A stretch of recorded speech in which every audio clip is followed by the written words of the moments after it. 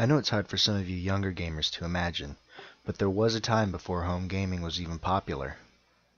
Gamers would go out with a bag full of quarters to go test their hand at their favorite video games in places we like to call arcades. Arcade games began to become popular in the mid-1970s.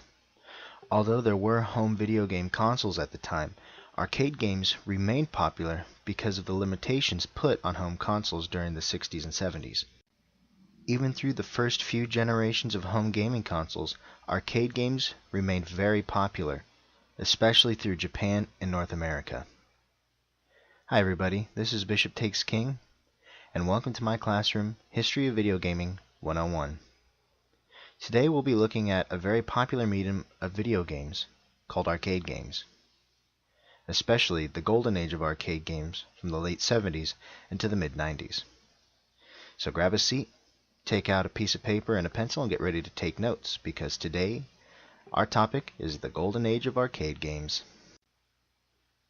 In the 1970s, arcade games were found mostly in local bowling alleys and bars. But that all changed in 1978 when a company from Japan called Taito released a new video game called Space Invaders. The popularity of Space Invaders helped push a new era of arcade gaming. Arcades began popping up in shopping malls, as well as what are called corner arcades began showing up in grocery stores, department stores, and in lobbies of movie theaters. Although Space Invaders was the first popular title for electronic arcade games, other titles soon followed. These included games like Galaxian, Pac-Man, Battlezone, Defender, and Bosconian. But arcade games weren't just helping the arcade economy.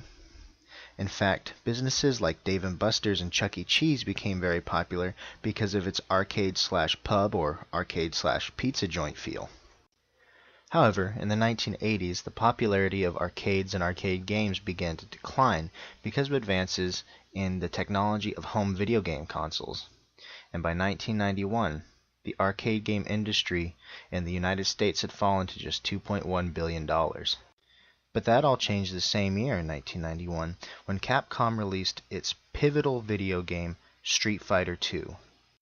The game itself was popular, but considered the most popular feature was the fact that two players could play at the same time. This saw a huge spike in popularity of arcade games, especially competitive combat games in the 1990s. These titles included games like Pit Fighter, Fatal Fury, King of Fighters, Virtua Fighter, Killer Instinct, King of Fighters, not to be confused with Fatal Fury King of Fighters, and considered the most popular arcade game of the 1990s, Mortal Kombat.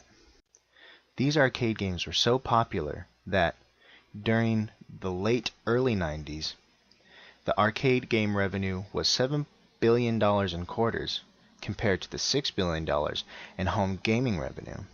And many of the popular home gaming titles were actually home ports of arcade games like Mortal Kombat, Fatal Fury, Pit Fighter, and Virtua Fighter.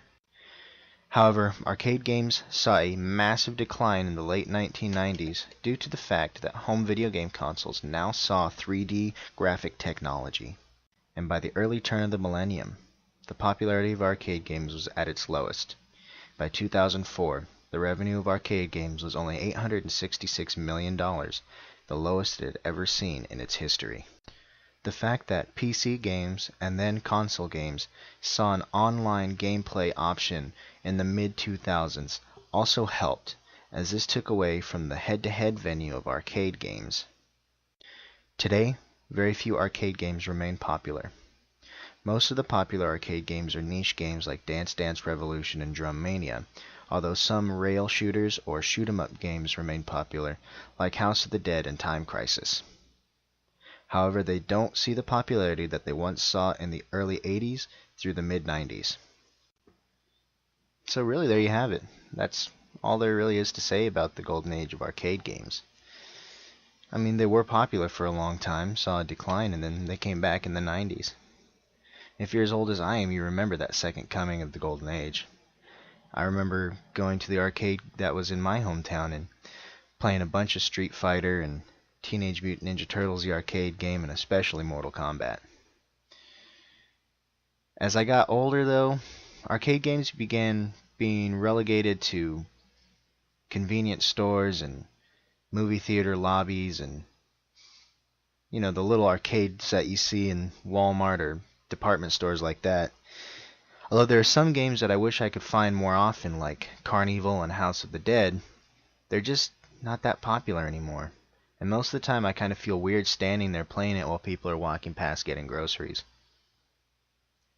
Either way, it was a pretty good ride for arcade games, but you know what they say, the bigger they are, the harder they fall.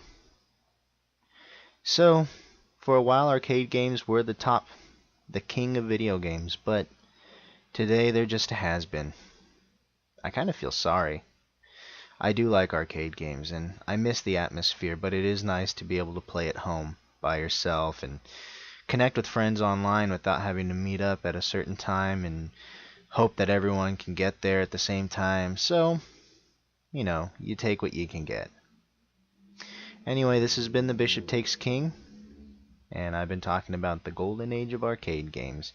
I just want to remind you guys to go in peace, don't forget to save, and save your quarters, guys, because you never know. Maybe they'll become popular once again. See you guys later.